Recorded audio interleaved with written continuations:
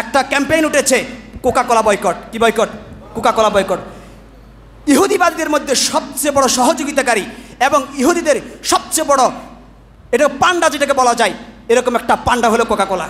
এটা পান্ডা কি? কেন কোকা কোলা আমাদেরকে বয়কট করতে হবে? অনেকে আমাদেরকে জ্ঞান দেয়, বলে তুই কোকা কোলা বয়কট করো, পেপসি বয়কট করো, আরএফএল বয়কট করো, সব কিছু বয়কট করো, ফেসবুক বয়কট করো, টুইটার বয়কট করো, ইউটিউব বয়কট করো, অনেক কথা আমাদেরকে তিরস্কার করে বলে।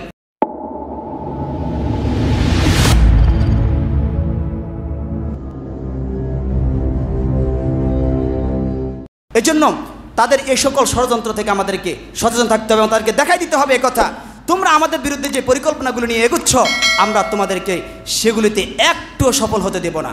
একটুও কি করতে দেব না? সফল হতে দেব না। একটা জাতির মেরুদণ্ড দাঁড়াইতে হলে অর্থনীতি সেখানে বহুত বড় একটা কি থাকে, ভূমিকা থাকে। একটা জাতিকে যদি অর্থনৈতিকভাবে পঙ্গু করে দেওয়া যায়, আমাদের জাবের শাহ হুজুর হাফিজাহুল্লাহ একটা আলোচনা করেছেন, আমাদের সারা কওমি মাদ্রাসার যতগুলি সম্পদ সহায় ছিল, জমি ভূমি ছিল, সবগুলিকে ইংরেজরা দখল করে নিয়ে আমাদের এই ভারত উপমহাদেশের ইসলামী এবং ইসলামিস্টদের উপরে, মুসলমানদের উপরে তাদের আধিপত্য তারা বিস্তার করেছে। তারাও এইভাবে অর্থনৈতিকভাবে সারা পৃথিবীতে প্রভাব বিস্তার করে সব কিছু দখল করতে চাচ্ছে। আমরা তাদেরকে অর্থনৈতিকভাবে যদি দুর্বল করে দিতে পারি তাহলে তাদের ষড়যন্ত্রকে অনেক অংশেই আমরা একটু ট্যাকেল দিতে পারবো। তাদেরকে অর্থনৈতিকভাবে দমন করার জন্য আমরা কি মানসিকভাবে প্রস্তুত আছি তো? ইনশাআল্লাহ। বুঝতে হবে, উম্মাবোধ আমাদের মধ্যে আনতে হবে। আজকে ইহুদিরা যে চক্রান্ত নিয়ে শুধু ফিলিস্তিনে তারা আক্রমণ করছে তা নয়, আজকে যদি তারা ফিলিস্তিনে সফল হইতে পারে, ফিলিস্তিনের এই গাজা অঞ্চলটাকে তারা যদি দখল করতে পারে, সারা পৃথিবীতে তারা যে পরিকল্পনা নিয়ে আগাচ্ছে, বিশেষ করে মিশর, জর্দান, ফিলিস্তিন, এভাবে আমাদের সৌদি আরব, আরব আমিরাত, দুবাই, কুয়েত, এই সব অঞ্চলগুলিকে সে একসাথে দখল করার সে পরিকল্পনা নিয়ে আগাচ্ছে। আর মিডল ইস্টের এই সমস্ত কান্ট্রিগুলিকে দখল করতে পারে, সারা পৃথিবীর সকল মুসলমানদের উপরে সে খবরদারি করার জন্য এগোবে। এর জন্য তাদেরকে এখানে আমাদেরকে বাদ দিয়ে দিতে হবে। এর জন্য ইহুদিদের সকল পণ্য, ইহুদিদের সকল ধরনের প্রোডাক্টস আমাদেরকে বয়কট করতে হবে। তাদের কোনো শ্যাম্পু কেনা যাবে না, তাদের কোনো কোল্ড ড্রিঙ্কস খাওয়া যাবে না, তাদের কোনো সাবান ব্যবহার করা যাবে না, তাদের কোনো ধরনের স্নো ক্রিম কিছুই ব্যবহার করা যাবে না, তাদের কোনো ক্রিম খাওয়া যাবে না, তাদের কোনো ধরনের চিপস খাওয়া যাবে না। পারবো তো ইনশাআল্লাহ? কোনো দোকানে ইহুদি কোনো পণ্য রাখা যাবে না। একটা ক্যাম্পেইন উঠেছে কোকা কোলা বয়কট। কি বয়কট? Coca Cola boycott. ইহুদিবাদীদের মধ্যে সবচেয়ে বড় সহযোগিতাকারী এবং ইহুদিদের সবচেয়ে বড় এটা পান্ডা যেটাকে বলা যায়, এরকম একটা পান্ডা হলো কোকা কোলা। এটা পান্ডা কি? কেন কোকা কোলা আমাদেরকে বয়কট করতে হবে? অনেকে আমাদেরকে জ্ঞান দেয়, বলে তুই কোকা কোলা বয়কট করো, পেপসি বয়কট করো, আরএফএল বয়কট করো, সব কিছু বয়কট করো, ফেসবুক বয়কট করো, টুইটার বয়কট করো, ইউটিউব বয়কট করো, অনেক কথা আমাদেরকে তিরস্কার করে বলে। কিন্তু কেন কোকা কোলা শুধু একটা পণ্য বয়কটের মাধ্যমে সারা পৃথিবীতে আমরা ইহুদিদেরকে মেসেজ দিতে পারি, তোমাদের সেই আগ্রাসনের দিন শেষ, আমরা জেগে উঠেছি, আমাদের শক্তি জেগে উঠেছে, আমরা তোমাদেরকে প্রতিরোধ করবো ইনশাআল্লাহ। কোকা কোলা কেন বয়কট করতে হবে? এক নম্বর অপরাধ কোকা কোলা। কোকা কোলা এক নম্বর অপরাধ হলো কোকা কোলার সবচেয়ে বড় শেয়ার হোল্ডার যে, এটা শেষ করে দিই, কোকা কোলার সবচেয়ে বড় share holder Warren Buffett. Warren Buffett সে হচ্ছে এমন এক ব্যক্তি, বেন গুরিয়ন ইউনিভার্সিটি যেটা ইসরায়েলে অবস্থিত, সেই বেন গুরিয়ন ইউনিভার্সিটির জন্য সে $400 মিলিয়ন সে অর্থায়ন করেছে।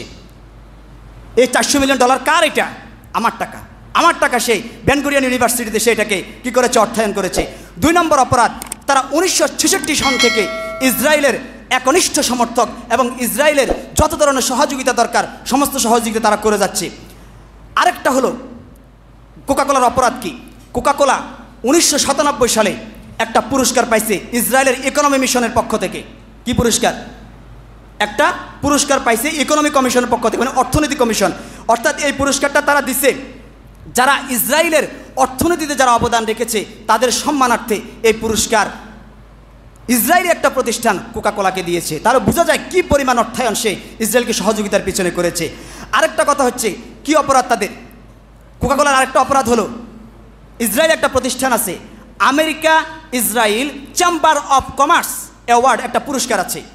সেই পুরস্কারের পিছনে যত অর্থ দরকার সমস্ত অর্থের অর্থায়ন করে এবং সেটাকে স্পন্সর করে কোকা কোলা। এবং যেখানে ওই অর্থনীতিতে যারা অবদান রাখে ওই পুরস্কারটা তাদেরকে দেওয়া হয় এবং এই পুরস্কারের সমস্ত অর্থগুলা কোকা কোলা সরবরাহ করে। তাহলে কেন কোকা কোলাকে আমরা বয়কট করবো না? কেন কোকা কোলা আমরা খাবো? আরেকটা বড় ব্যাপার হলো 2009 সালে ফিলিস্তিনের মুসলমানদের উপরে ভয়াবহ একটা হত্যাযজ্ঞ হয়েছিল।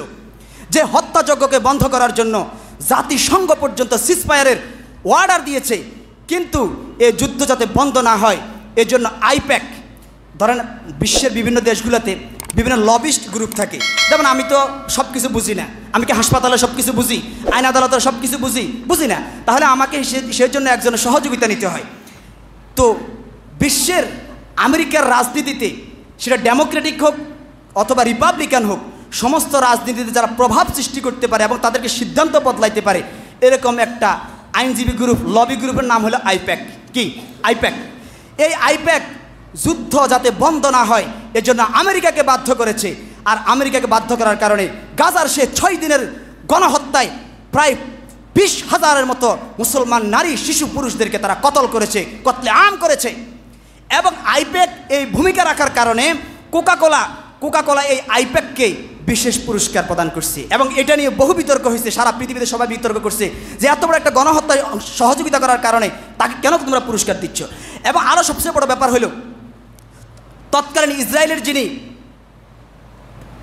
ডেপুটি প্রেসিডেন্ট, ডেপুটি প্রধানমন্ত্রী এবং তৎকালীন যিনি শিল্পমন্ত্রী ছিলেন, তৎকালীন যিনি প্রতিরক্ষা মন্ত্রী ছিলেন, সেই বিনিয়ামিন ইলজারকে কোকাকোলা তার সদর দপ্তর আমেরিকার জর্জিয়াতে তাদের সদর দপ্তরে আমন্ত্রণ জানিয়ে তাকে তারা সম্মানিত করেছে।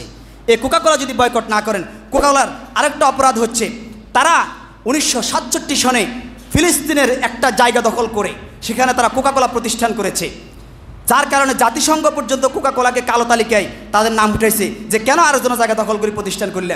67 থেকে 91 সাল পর্যন্ত সেই ভূমিকৃত দখলের উপরে কোকাকোলা উৎপাদন করে গেছে ফিলিস্তিনের মানুষের রক্ত আর ঘামের উপরে, ফিলিস্তিনের মানুষের ভূমির উপরে।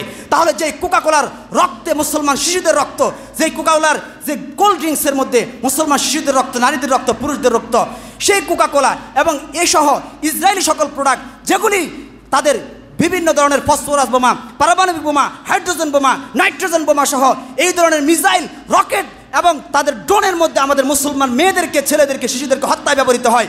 সেই ইহুদি ইসরায়েলি পণ্য একজন মুসলমান শুধু মানুষ হিসাবে আপনি এদের পণ্য কোনোভাবে গ্রহণ করতে পারেন না। যতগুলি কথা হয়েছে আল্লাহ পাক বুঝার এবং সতর্ক হওয়ার এবং সচেতন হয়ে পরিকল্পনা গ্রহণ করার তৌফিক দান করুন। ওয়া আখির দাওয়ানা আলহামদুলিল্লাহি রাব্বিল আলামিন।